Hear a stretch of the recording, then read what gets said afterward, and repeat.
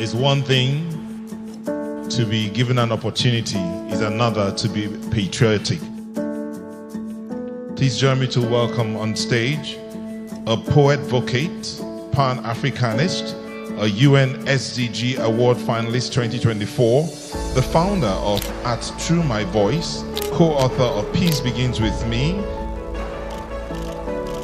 Please join me to welcome on stage Alhan Islam.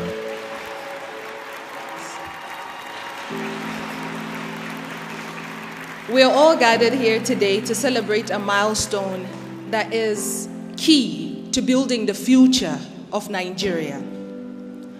But you see, when we talk about building the future of Nigeria, it's to conjure up the ghost of a warrior, an Iroka tree that stood tall in the forest, survived the axe, with broken branches that answers questions of vulnerability, with fallen dried leaves, creating a pathway leading to my heart. Me, a citizen of a country whose hope lingers like the life of an antelope who wakes up every morning with its heart beating out its chest because it knows there's a cheetah out there it must outrun, else it becomes prey, praying every day that somehow we see the light and hope for the nation.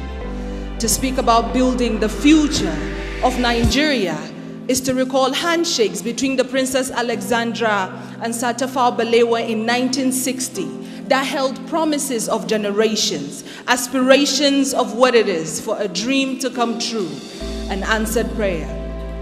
To speak about building the future of my country is to revisit the words of Sir Nnamdi Azikiwe in 1959, where he said, "For 25 years of my life, I have fought for the freedom of Nigeria.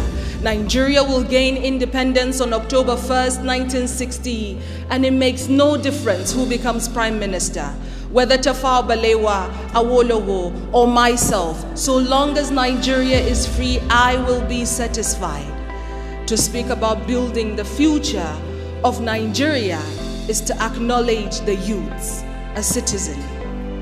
So when a citizen says, "I love my country, but," because, words signifying doubt yet serving as a seal to conviction like, "But I forgive my kinsmen, and for my country I will represent," like, "You broke my heart, but I still love you," with all the pieces that looks exactly like that on the map of my country that connects us, yet most mistake it for scars, causing upheaval by digging up stories of injuries like, "But I wish to be taken back to the times when the 521 ethnic groups, the over 600 distinct languages represented love and diversity, when animosity had no room, so we collectively put it out of the house."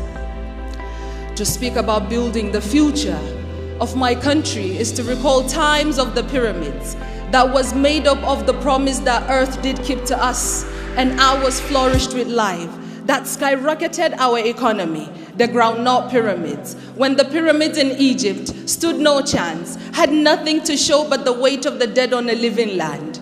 Our ancestors are gone, but we are not. Their time is over, but ours is now. We cannot go back to days of glory, but we can conjure up its ghost for inspiration. See, we can resent this government, we can resent this administration and the one to come, but if we do not engage in the process, hold ourselves accountable, Nigeria will never be great again.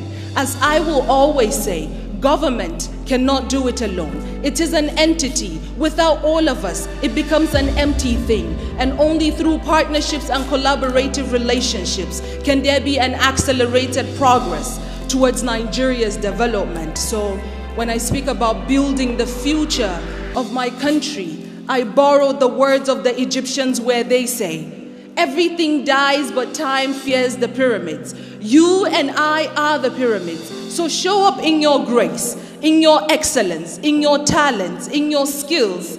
Show up because it is time to build the future of our country, Nigeria. Thank you very much.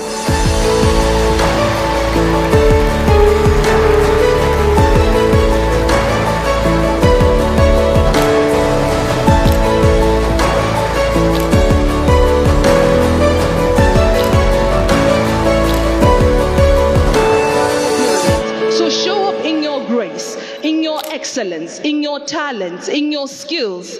Show up, because it is time to build the future of our country, Nigeria. Thank you very much.